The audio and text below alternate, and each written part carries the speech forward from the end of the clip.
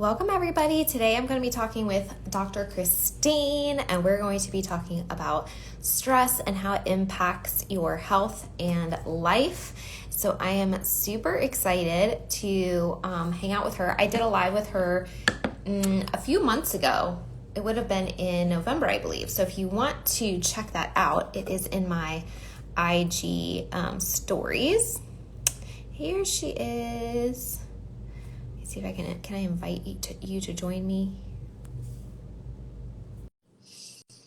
Welcome. Hi, Ashley. Hello, Laura. So today we're going to talk about stress, and our last live was really good, and it was in, hey girl. Hi. Uh-oh, can you hear me? Hello there. Good morning. Hi, there she is. I was just saying our last live was in November, and I know this because this is when I was getting a bunch of text messages from Keegan and Patrick, and when I got off of our live, I found out that Keegan wasn't feeling good, and I had to rush him to the urgent care, and we ended up in the emergency room, and then we ended up spending the night in the hospital. Oh my gosh, that was that same day. That was that same I day. didn't realize that. Yeah, and it all happened during our live. So anyway, so today I'm excited to kind of see you again and talk about stuff. So let's just jump into it. Well, first of all, reintroduce yourself so people know who you are. And if we did a November, so if you want to kind of watch that, it's in my profile. Absolutely. So I'm Dr. Christine Smith. I practice functional medicine. I'm a chiropractor by training, so I do a lot of physical work as well. But my practice has really started to very much revolve around kind of holistic care for people. So I will use chiropractic and the physical medicine in a lot of different ways, especially if someone's body is stuck in kind of like a stress state. I find physical touch is one of the most effective ways to help kind of reset the nervous system. So I love using it for that. I also kind of work with another hands-on technique called associative awareness technique. And that one is more oriented towards kind of helping with chronic pain and trauma and just the same thing, kind of when the body gets stuck in that state. So I tend to orient my work a lot more around neurology. I think a lot of people associate chiropractic with going and getting cracked or that shoulder injury that you have, which can totally help with in tons of ways. But in addition to injury care, I like using it for chronic systemic care and looking at it that way. And then at the same time, I will use functional lab testing and blood testing and neurotransmitter testing and gut testing and all of those things to kind of see what's going on in somebody's body biochemically and how we can really customize things for them. Because the fascinating thing is, as I run more and more of these tests, I just figure out so much how the same thing does not work for everybody. People are in totally different states, and they can have a similar life event and have totally different biochemical reactions. Mm-hmm. And that's one of the fascinating things about stress and anxiety and things like that, is it's completely about perception. So, someone can have their grandmother pass, and someone can have their dog pass, and those people can experience the same level of stress because it's the first death that they've ever experienced or something like that. So perception holds such a huge component of it. Doesn't make it any less challenging to work with, but it does let you know that your mind has power in it. So yeah, in my practice, I'd say that's kind of how we like to work, is I like to look at the biochemistry along with the physical medicine and then also the mental spiritual component. And I think hopefully, at least with the wonderful people I get to talk to, like Kylene, this is the way that healthcare is starting to move, because I think a lot of healthcare practitioners are realizing that our current model is great for acute care and infections. And if I get in a car accident, I break my arm, heck yeah, I'm going to go see them. But if I have IBS or chronic pain or something that's been around for years that the medications aren't helping, then I'm probably going to go a different route. And I think this customized medicine is a really nice way to approach that. Yeah, I literally, just in the past posted a reel that was talking about the brain and how you can retrain the brain, and how if you can retrain the brain, you can improve your physical health. And it goes into what you were just talking about the perception of stress. And something I learned yesterday was people have done a lot of research on like PTSD, and like why will one person get PTSD from an event that somebody else doesn't. And actually, PTSD shows up if it is, you have to have at least one other traumatic event in your life. You could have had lots of little traumas. You could have had another major trauma. It doesn't have to be the same one necessarily. It doesn't have to be the same one repeated twice, but PTSD occurs like at least the second time. So for people that have already, it's essentially like your brain has been primed, and it is now more, well, actually, that's true. If you look at the microglia, which are the cells in your brain that are like your immune system cells in your brain, when you experience a significant stress, they are literally primed, and they change their shape and their function. And while they're stressed, they stay that way. And when your body can calm down, they can kind of go back to their normal function. But essentially, once they know how to do that, they know how to do that. And so the next time, they're much more sensitive to a perceived stressor. And so your body in general is going to be much more sensitive to a second one. And that's when like PTSD can come in. And, there's, it's very highly associated with like oxidative stress, which makes sense because if you go back to the initial trauma that started this cascade of inflammation, and if you're not, calming and replenishing and all this kind of stuff, then you have this oxidative stress going on. You have these microglia cells that are primed and ready to go for the next one. And then you get the next one and it's like, boom, stress, trauma, PTSD, all this kind of stuff. So I think that's so fascinating. I'm also reading this book called Wired for Healing, which I think would totally like what we're talking about. Awesome. Because essentially what it talks about is limbic system trauma, and how your limbic system being chronically activated causes all of these manifestations of symptoms. And it's not that, and this is a very important clarification, it's not that the things that your body is responding to with limbic system activation they aren't bad. So for example, with limbic system activation and trauma and stuff like that, you might be like extremely sensitive to chemical smells, whereas somebody else can be in the same room and be like, yeah, it's like pretty strong, but I'm not getting a migraine from it. I don't have to leave the room, right? Like I can process it. Mm-hmm. So it's not necessarily that chemical is good for you, but the difference between the person that's not reacting and the person that is reacting is their brain perception. And the more it perceives it as danger, and the more your body is in a stress state, and the more it's traumatized, and the more it's activated, and the less reserves that it has, the stronger that reaction is going to be. And so that book is talking about limbic system activation and how to actually like get your brain out of that so that you can start reversing those massively strong reactions. So all ties in together. And so you use chiropractic and testing and stuff, which I just think is super cool. It's, I've been learning more and more about stress, and it's been fascinating. Like if you had asked me a couple years ago, like what I thought the most important part of health is, I probably would have said, lifestyle and nutrition. And I still believe that to an extent. But I've been learning so much more about the role of stress, especially like the last 2 years. And like, I think about the whole world and how everybody's kind of in this state dealing with it and no one's really talking about it. But you can eat the healthiest diet in the world and exercise every single day and meditate every single day. But if you are dealing with stress in a way that's overwhelming, it basically knocks all that other stuff out. Yep. And as I've studied all of these pathways, it's super fascinating, right? So some people know about, what's called like the cortisol steal.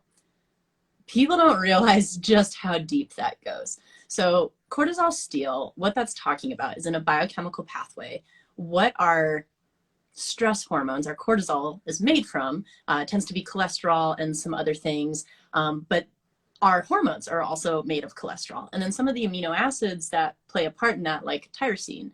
So tyrosine is a precursor for our catecholamines. Our catecholamines means like norepinephrine, adrenaline, like all of those hormones that have to do with stress. So our body needs to take from tyrosine stores in order to make those things. And it also needs to take from cholesterol stores to make the molecules that are important for our stress response. And the stress response is not necessarily totally a bad thing. Like, we need it. It's important, right? It's how our body can adapt. So like dealing with the stress response of COVID, which is like this 2-year event that is like this long ongoing thing, compared to a stress response of when you accidentally get hit by a car as a pedestrian. Like, those are two very different events that both require the same pathway, but one of them is shorter term and one of them is longer term. Obviously, you'd still be dealing with the healing and stuff from getting hit by the car, but I'll dive into that later. But essentially, you're still producing these chemicals. So if you have a long-term one, or like say you're in school or you're at a job that's really frustrating or something, you have this long-term stressor, it's constantly stealing, or it's constantly using up the tyrosine, and it's constantly using up the cholesterol. And what that means is it's taking the building blocks away from your hormones. So cholesterol is necessary for your hormones, like your sex hormones. It's also a component of vitamin D, which actually performs more like a hormone, which a lot of people don't realize. Can we? Yeah. This literally came up in one of our Empower Her calls. I think it was last week. And I mentioned, because someone was asking about, somehow it had come up about lowering cholesterol or cholesterol in your food or something like that. And I made the comment that if you have issues with cholesterol, you do not need to be focusing on lowering cholesterol intake from your food. That's a myth that's been busted. And in fact, if you're not eating enough cholesterol, your liver will make more of it, because that's where it comes from. Your liver makes it. Eating eggs is not going to automatically increase your cholesterol levels. And one of the things that it's sort of like fat being demonized, like people were like, oh, fat is so bad for you. Fat makes you fat. When in reality, fat fuels your brain. Fat is in every single cell in your body. It's like required for hormones, all this kind of stuff. And cholesterol, you literally just said cholesterol is where our sex hormones come from. If you have issues with creating estrogen and progesterone, like, they're derived from cholesterol. Yep. So we can't be afraid of it. What we need to think about is our liver health. We need to think about, there's more and more that's come out too, even about LDL, with it being like, not all LDL is bad. It depends on the part. I just took Institute for Functional Medicine's advanced practice module for cardiometabolic health this last weekend. We talked a ton about this, right? And so it's like, I love them because they are a forward-thinking healthcare community that is bringing in practitioners that are currently participating in the health model who are like realizing that it's not working. Mm-hmm. So a ton of the seminar was talking to prescribers and talking to people that prescribe statins and all of that stuff. And they were basically saying how you get a better, if not equivalent effect by using like red yeast rice for something like that. And the interesting thing is cholesterol itself, just like you were saying, is not the marker that we need to be focused on. There are financial implications for why that marker has been made into such a big deal. But the marker that is actually significantly more effective at looking at longevity and how your body is working is homocysteine. And so that is a marker that most people have never even heard of, that I look at, which is basically like an amino acid byproduct. And it tells me how your detox pathways are working and how your methylation pathways are working and all that stuff. Because if you start to not eat cholesterol, and of course there's variations in people. There's some people where it's like they make more cholesterol, and there's some people where they store more cholesterol. And that's when we can do more advanced cardio tests if that's something you're concerned about, and look at how your body does those things and how we can support it. But ultimately, cholesterol, if you start to take it out, you take away from your sex hormones. So all of a sudden you can't build your sex hormones, and then you wonder why you have low libido, or why your skin is looking kind of saggy, or why you're starting to store your weight differently, or all of a sudden you have acne in a weird area. And so those are all kind of like hormonal symptoms, which I'm sure you can speak to more. But essentially, like, that starts to happen. And then, so a lot of people will focus on that, right? And that's a huge deal in itself. And what I've been seeing more and more lately, as I've kind of dived into this pathway, is how important the amino acid component is of all of this. So I went back to talking, or go ahead. I'm so glad you're talking about this, because I am like obsessed right now with amino acid therapy. Like, I'm learning so much about neurotransmitters, so much about mental health, so much about trauma. Like this is all connected. So like zooming out real quick before we get into this, literally, and if you didn't catch this, go back and listen to it on the replay.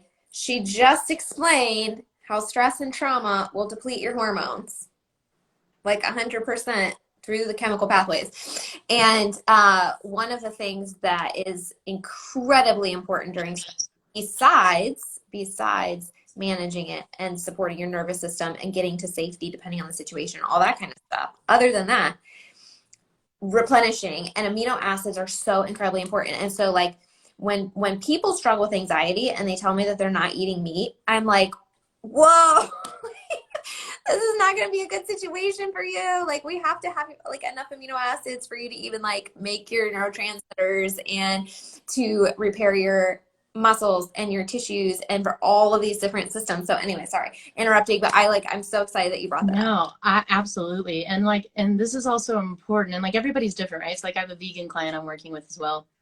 And I'm waiting for some of her test results to come back. I'm expecting a lot of her amino acids to be low. And then for her, it's like, this is a lifestyle choice for her. So I'm like, okay, cool. Like you're not going to eat meat. We're going to figure out another way to get your body what it needs because it's missing stuff. And that's why she's struggling, right? Is because if you don't have these building blocks, you can't do it. So back to the amino acid thing. So the reason that this matters, so one, like tryptophan is a rate limiting amino acid, which means that it is involved in making a bunch of your other enzymes and things like that. So if your tryptophan is low, you're not going to be able to make any of the biochemical processes in the first place. And then tyrosine is the other one. And that's the one I was talking about where tyrosine is the building block for catecholamines, which basically make up your stress response. So if you're experiencing a lot of stress, you're going to be pulling from your tyrosine stores. If you're pulling from your tyrosine stores, then you're depleting the stores for your neurotransmitters and for your hormones, because tyrosine is also a precursor for one, your thyroid hormone, and two, dopamine levels. So if you are missing tyrosine because it's going into your stress pathway, that means that all of a sudden your thyroid is not working too. So now we have the stress pathway stealing from your sex hormones, stealing from your thyroid, and stealing from your neurotransmitters. So that means that stress is messing up your, basically your chemical messaging system in like every sense, your metabolism and the thing that drives that, and your brain and the way that you can think. So what happens when you get really low dopamine levels? Most people think of it as like depression, which is totally true. The other thing is you get weird ADD-like symptoms where you can't focus. Mm-hmm. And a lot of people are like, oh, I just have ADD. I'm like, cool. Have you ever tested your tyrosine levels? Because you might not actually have ADD. You might just need some more tyrosine containing foods. Because then when you dive into the more complex component of people's genetics, it's like, one, they may not make as much dopamine in the first place, so they might be a little bit more sensitive to it. And this might be why somebody has PTSD when somebody else doesn't, right? Is it's like, okay, how's your body set up to process these things? So you might not produce as much tyrosine, you might break it down faster, and so it's not present as long, and you may have receptors that are different from somebody else's. And so there's like a couple components of why that might affect your brain and the way that it did. But then you get stuck in the cycle where your brain's not working as well, and then you can't process your emotions as well, and then you get more stressed out, and it starts to affect your perception more, and then it's this horrible cyclical cascade that people get caught in, and you can be caught in it for years and not realize it and think that this is what it's like to feel normal, and you like go and you do something that's de-stressing, or you meditate, or you do these things and you're like, yeah, I feel great.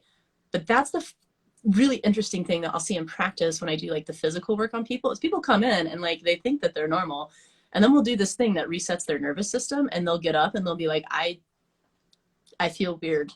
I don't know what it's like to feel like this. And it's interesting. Yeah, you'll get used to almost like buzzing, right? Like people, it's like people that have like 5 cups of coffee a day. Like I don't know if they would know what normal feels like to be like calm and grounded and have natural energy, right? Because they're used to like this fake level of energy and this required stimulation, right? So you kind of get used to this baseline. People with PMS and endometriosis are like, wait, what? Like you can have a cycle that doesn't hurt, right? Like yep. It's totally crazy. And I think this is why I'm starting to talk about more and more and more. This is why, okay, supplementation with amino acids and testing and all this kind of stuff is really important, because we can support that and get your brain to kind of calm and work well, which will essentially open up the door for you to have the mental clarity and the energy and the emotional capacity to do all of these other things, which is, okay, now let's address all these triggers and these problems, right? Now, some of it may be genetic tendency. And so sometimes individuals may need supplementation long term, and that's fine. There's nothing wrong with that. I would, rather kind of figure that out. Well, it's And hard to get it all from your food these days too. yeah, It's a challenge. well, it is hard to get it from your food. I mean, there's a lot of reasons for that, but then also, you still want to be addressing some of the underlying stuff, right? So, like with serotonin, being primarily produced and regulated and absorbed in your gut, if you are eating a lot of gluten, which is really, really sticky, and in your gut, it will actually hinder that absorption. Right. And so like gluten intolerances and IBS and all this kind of stuff go with low levels of serotonin. And it's just, so you want to make sure you're addressing all the things. You want to make sure you're addressing the diet. Let's allow your body to absorb the nutrients that you are eating, first of all. And in order to do that, your gut health has to be in a good place, and if you're having all these imbalances, you do want to make sure that you have enough stomach acid, that you are breaking things down efficiently, that you're getting variety in your diet, that you have enough fiber, all these kind of things that kind of play into a good health, a good digestive system, so that what you are providing for your body, it's actually able to utilize. Then beyond that, it's like, okay, well, do we have other stressors that need to be addressed that are depleting these systems, kind of what you're talking about? Because anything that's going to be a recurrent trigger, a constant trigger for the body, is going to trigger this process, and it's going to pull from these stores. And then when these stores are pulled from, then you're going to have all these imbalances in different areas. And the longer it goes on, the worse the imbalance is going to be. So if we can address as many triggers as we can, whether it's food sensitivities, your water supply, your mental emotional stress, a physical stressor, gut pathogens, mold in the home, whatever it is for that individual person, calming the nervous system. I mean, that perception of stress by itself, you could live the healthiest life in the world, but if your perception of stress is very high, then that is going to be a recurring trigger that causes all of this. And so that nervous system support may be the best thing that she can possibly do. For most people, I think they're going to need the immediate support of the amino acids, along with removing these other triggers and calming the inflammation. And then you can kind of find this maintenance place where it's like, okay, cool, my body is producing more serotonin, it's balancing the dopamine levels, but you know what, like genetically, I know that like I trend this direction and this supplement helps me long term. Cool, I'm going to keep it in. You know, that's where you can kind of figure it out based on the individual. But I also think it's really cool because you bring in the physical trauma aspect to it as well, because that can impact your nervous system. Yeah, so I like what you were just bringing up. So I think one of the things that confuses people a lot is people talk about stress or trauma, and there's not really like a good shared definition of what that is. And so a lot of people will think like, oh, I've never experienced trauma, because trauma is like when you're going through a genocide or something. Like that's, I haven't experienced that. Not true. So I think the best way, kind of umbrella wise, to define trauma is any state where you feel helpless. That can be experiencing bad boss. That can be when your kid is doing something you don't like. That can be the middle of a divorce. That can be getting an injury, like whatever. All of that can apply. So like people, or go ahead. Is anything that overwhelms your system. Mm-hmm. Yeah. And that for each individual, it might be a little bit different based on the level of health that you went into this process with, and the level of the event itself, and the level of the perceived stress, and all of those play into this package of whatever overwhelms your system. And if it overwhelms your system, it's a trauma. And then they all play into each other, right? Because it's like if your gut health is off and your neurotransmitters aren't working as well, and then you go through a divorce, then it just like self-perpetuates, because your brain can't process the emotions as well. So therefore your perception of it is a lot more dramatic, which makes you experience it in a really stressful way, which just perpetuates this entire cycle. So this is how people get stuck in this, right? And if you watch like a video of a gazelle getting chased by a cheetah, the cheetah catches it, and then the cheetah doesn't eat it, and it like walks away, and the gazelle gets away. It'll sit there for a minute, and then it'll go through this process where like its whole entire body vibrates. And that's an animal example of the body releasing what we call like freeze discharge. So there's like fight, flight, and freeze. Freeze is after the event happens and you're like, oh my gosh, I'm going to die. I'm just going to turn off all my sensory systems so that I don't experience pain during my death. But then you live, right? And you're okay. And then it's just like stuck in your body. Animals know how to release this. They'll kind of shake it out. Some humans do. Some people are involved enough and like aware enough in their bodies and comfortable enough that they can shake, they can move, they can listen to their body, they can, do things that the rest of society might perceive as like, what are you doing? Like, why are you letting your chest open and close? Like, this is weird. Like this is so, but not really, right? That's just somebody listening to their body and listening to what it needs. And stress can come out in a whole host of ways. But this is where the physical stuff comes in, is because since a lot of people don't know how to do that, the treatment that I was talking about, or getting a chiropractic adjustment, or getting some kind of body work, acupuncture as well, all of this kind of works with the same systems, where it's like these practitioners have trained for years in the subtle art of learning to speak the language of your body. And then they can read your body and they can kind of figure out what support it needs and where to help these systems rebalance. And that's a lot of the focus of what those appointments are, is just getting your body rebalanced. And that's why it's like, yeah, you can go once for that shoulder injury, but if you go regularly, you're maintaining your nervous system, you're maintaining your stress response, you're maintaining your biochemistry from a physical component. And that's how I look at it. And like why I like wellness care is like, I'm hoping eventually our world will evolve into a model where like going and seeing your body worker or your like alternative healthcare practitioner of choice is a regular weekly to monthly thing. And like you have this person who's involved in your life, they know what's going on, they know what your stressors are, they know your body, they know how to work with you, and they're just this constant form of support that's there. And I think that's way nicer than having like one annual exam where the person's like, what's your name again? So it's yeah, it's nicer. But yeah, I think those types of stress are a big deal, because so in like chiropractic, we'll talk about it as thoughts, traumas, toxins, right? These are the things that stress out your body, and this is what we mitigate. Thoughts can be the stressful thinking patterns that you experience from whatever you're going through, or that might be emphasized by your biochemistry already being a little bit off. Traumas can involve that emotional thing. So they can involve like going through a breakup, or having a friendship that falls apart, or that bad boss, or whatever. Like that can be counted as a trauma. The other thing that can count as a trauma is getting an injury. And that's what I work a lot with people that a lot of people don't realize, is it's like, okay, yeah, like you dislocated your knee, or like you got in a car accident and now we're healing from that. And then it's a couple months later and you start to have these food sensitivities. And this is something you've never experienced before and you don't really understand why. And then your biochemistry just starts to be more and more off, even though you're healing. And the doctors are like, oh yeah, like you'll be fine. You'll be back in 8 weeks. It's cool. That's not really how healing works. Like, yes, you might be able to move without severely injuring yourself in 8 weeks, but you're going to be healing for like a year. And in that process, it involves your gut. So that's where stress and like gut health come in, is because let's say that you do hurt your knee, or you hurt your shoulder at the gym, or whatever.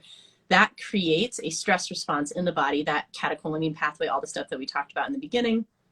All of that starts to play out in a way where your body is responding correctly to help and heal itself, but it pulls from those nutrient stores and it pulls from other things. And then it starts to create these cytokines and this inflammatory cascade, kind of like a lot of like what the long haulers experience, right? It's like this cytokine cascade. Oh my gosh, pause there for a second.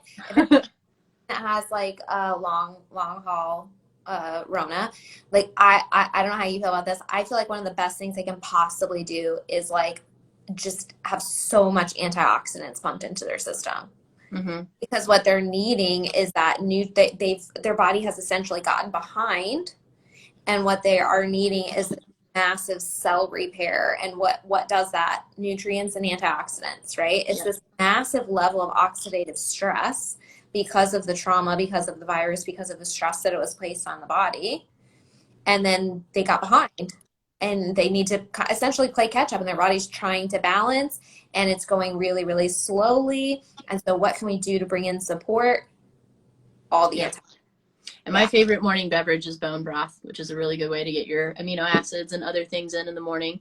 And it's just incredibly healing for the gut. And then it's really easy. I'll like I'll make a week's worth of bone broth with an entire raw chicken in a crock pot. And it's like, you do that, you fill it with water, you put in some herbs, you let it cook for 10 to 20 hours, done. You have bone broth for the whole week and chicken for the whole week. And it's Yeah. like a really easy food Bone prep. broth.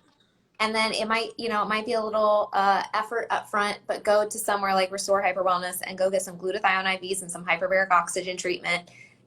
You're going to heal your brain. You're going to heal your lungs. You're going to get those antioxidants in your bloodstream. You're going to cells. You're going to feel so good after a few of those treatments. I have a hyperbaric oxygen chamber I will rent out to clients, and a lot of long haulers have been really benefiting from it. And it's amazing what oxygen can do in healing the body. Yeah, with the respiratory stuff, I feel like the hyperbaric would be incredibly helpful. Even with the brain stuff, because it can be really helpful for brain injuries and stuff too. So like the people who just struggle with that like foggy brain that won't go away, it can be really helpful for that. But that's not the only thing, right? Like you have to do it in concert with like seeing what's low in their body and supporting it that way and all of those things. But yeah, so we were talking about kind of like the stress cascade and how that can happen from trauma. So like I'll see people with an injury and they don't realize that an injury counts as a trauma and that you can actually get leaky gut from your injury. Or like I work with perinatal and postpartum as well. So like moms who get a C-section. That's an insanely traumatic event. And like we've just totally normalized it. And then they just get dropped afterwards and like their whole care team tends to just disappear. And so I love working with perinatal stuff because I like taking on moms right as they are getting dropped and they're needing more support than ever. And that's when we really focus, right? Because that's when their gut is responding to that kind of event or whatever. And then that plays into being really important for the baby because if mom's gut gets messed up, her gut biome gets messed up, all of that gets transmitted to the baby through the breast milk. So if we can focus on mom's health, it'll actually make the baby healthier too. And mom can go through this whole stress response just from like the birth itself. And then the baby gets all of those hormones and chemicals and stuff as well. And I just read, yes, someone talked about a miscarriage and that can be a trauma. 100%. That's an insanely traumatic event. But it's also about how you perceive it, right? Because if a woman experienced a miscarriage at a time in her life where she like wasn't really ready to have a kid anyway, she might not perceive that as stressfully as somebody who was trying to have a kid and had a miscarriage. So any of those things can play in. And then this all ties back to the gut health and that kind of stuff.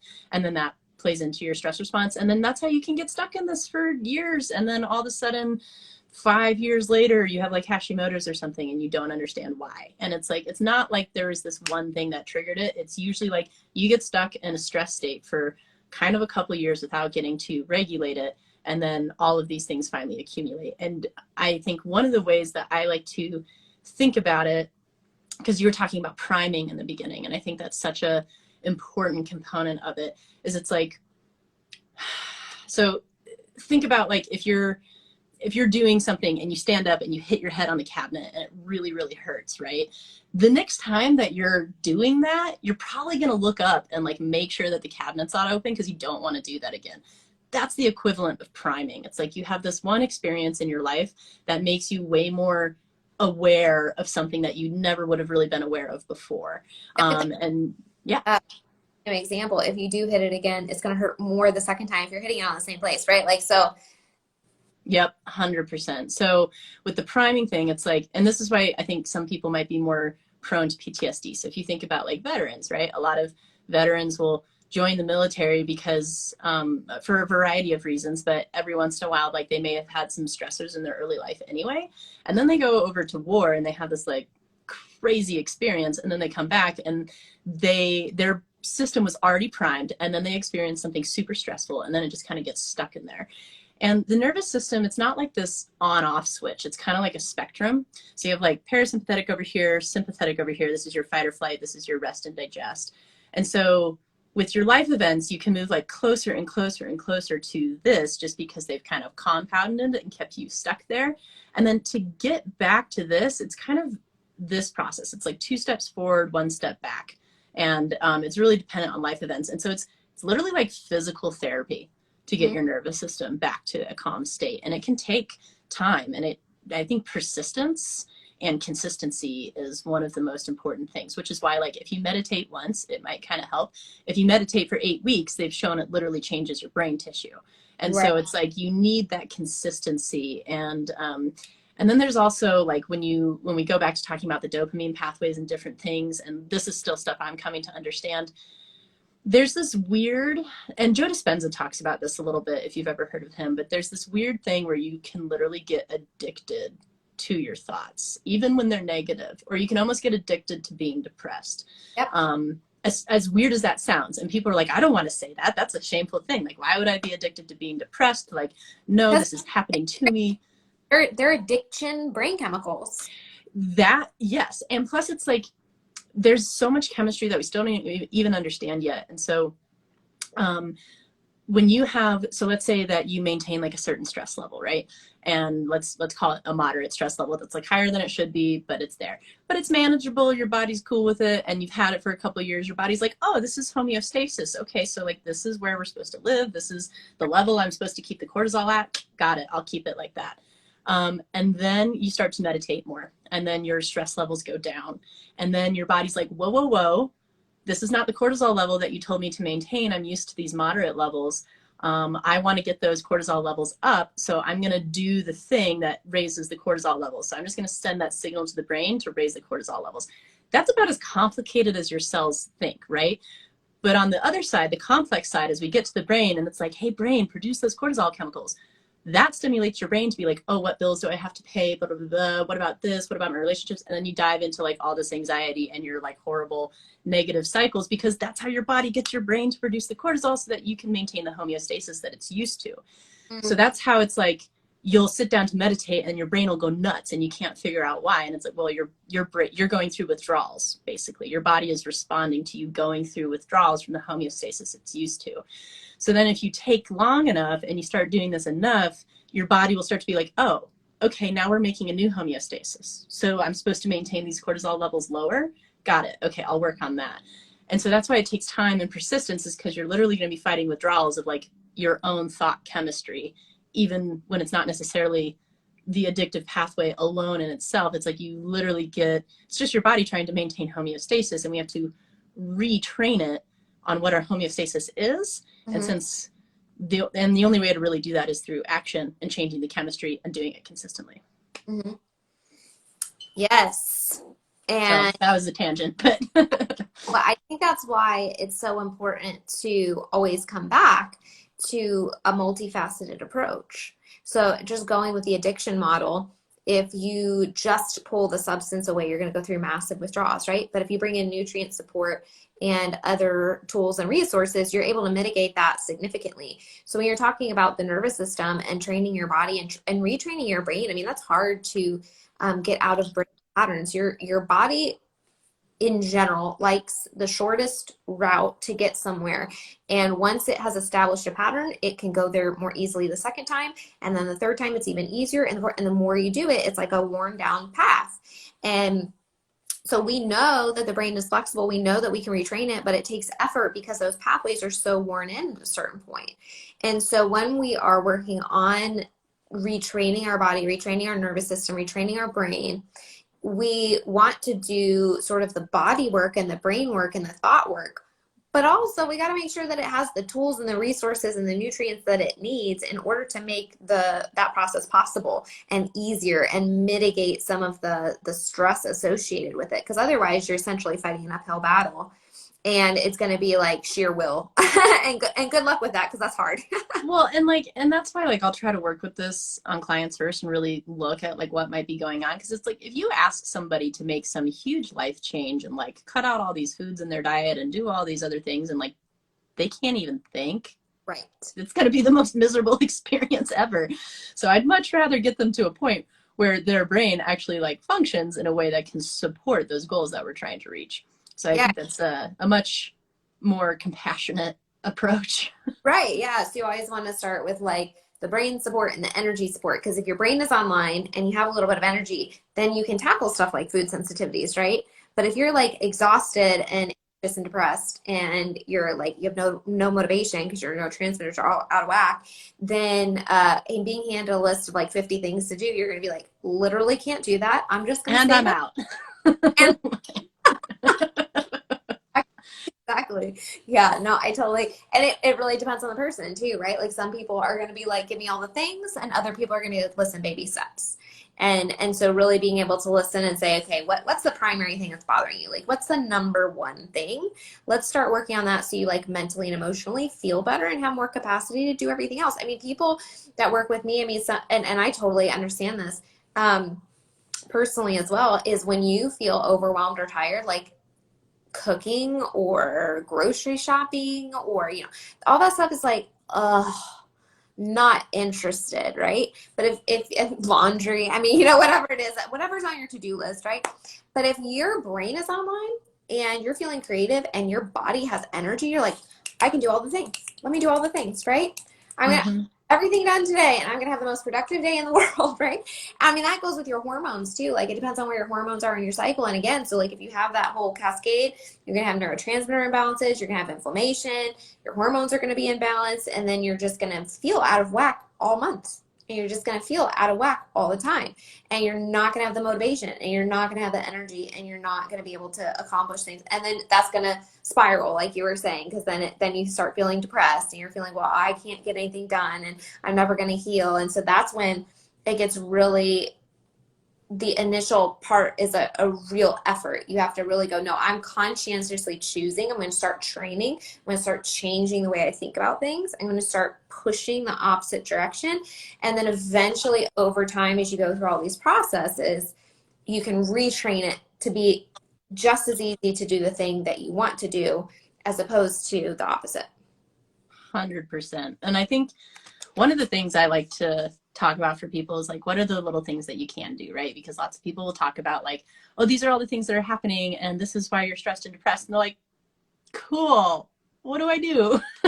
And so one of the first things that, obviously I think is really helpful, especially when you need help, is working with a functional medicine practitioner of some sort. Just someone who can support you through the process, because even as a practitioner, man, that's been a humbling experience. It's like you can't really treat yourself because you miss things. And so it's like, it's always really good to have someone looking at things objectively. Yeah. And, and so I think that's a huge component. And then just little things and learning how to not judge yourself for where you are. So like, yeah, let's say like your stress pathway stole all your dopamine, you're kind of depressed and you're a little ADD and you like can't focus. Okay, so that's where you are. Let's just be real about it. Now you know that you're not like some broken person. It's just that like your amino acids are kind of off and we're working on the pathways. So in that time, it's like, how can you take advantage of this state? So ADD, your mind is probably kind of like all over the place. One of the things that's secretly hidden in there that's actually kind of cool is creativity. And so it's like, even though you have about 1,000 thoughts like every 5 minutes, 10% of those are going to be ideas of like something that you're wanting to pursue in your life. And so you're not in a state where you can necessarily take action on those right now, but don't miss them. So like write them down. So as these things come in your mind, pull out your phone, just like write it on a note in your phone. Yep. I'm not going to worry about what you're going to do with it now. We're just going to like address it later. So maybe like it comes up as like, oh, like I want to read an article on this and then comment about it in this way. Or, oh, there's like that project that I need to do for work. What if I added in this other thing for it? Right. Just write those things down, take advantage of it. And then you can start to like find the benefits of all the different states that you're in without judging them as like, you're this terrible person for being here, because all of us go through this kind of stuff. It's like, it is the beautiful concert that is our biochemistry. It's like always fluctuating and changing. And that's why like you can be sensitive to certain foods 1 month and then 6 months later you're sensitive to a different kind of food. And that's where the functional medicine stuff comes in, right? Is because if you're just trying to do that yourself and you're like, why the sudden can I not eat chicken? I don't understand. It's really nice to have someone run like a food sensitivity test and be like, oh, like you're sensitive to these things now, cut them out for a little bit, add these other things in. And then the other thing just comes to like whatever the next most doable thing is, which I've gotten humbled in my own life just as I've, learned how to work through these experiences of like, yeah, you might think that like doing this one thing, posting this one thing, like getting this thing ordered is one small singular task. And then you have to break it down into about 10 more tasks. So it's like, maybe that task today is just to call this thing that you need to order and like find out who you need to talk to. You may not even talk to them that day, but now you know who you need to talk to. And that can be like your actionable step. Towards the the end goal. Totally. Or it's like when it comes to cooking, it's like instead of thinking that you need to cook for your whole week, cook for today and tomorrow. And like just do that.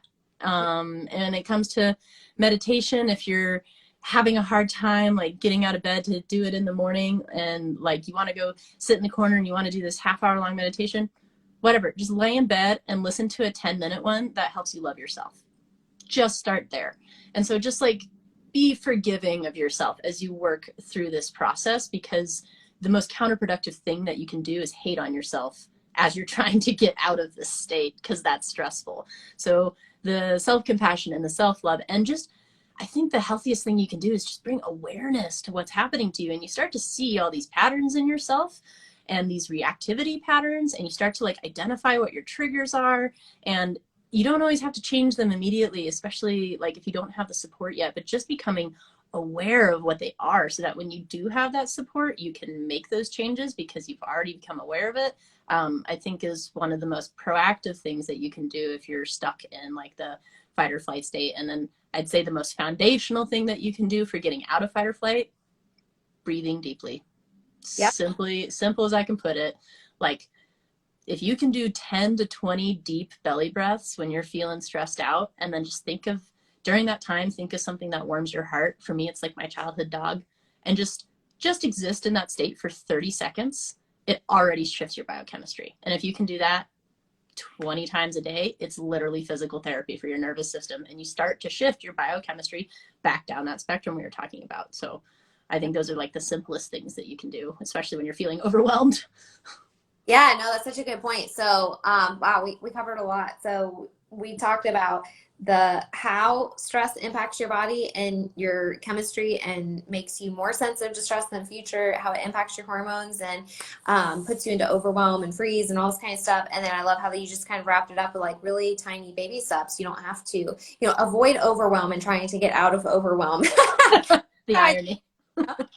Is literally just taking those baby steps. So cool, Christine. Thanks for hanging out with me again. I always love to talk to you. How can people connect with you?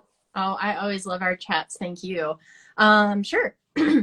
So my website is just Depth Wellness, like you have depth, so DEPTH wellness.com.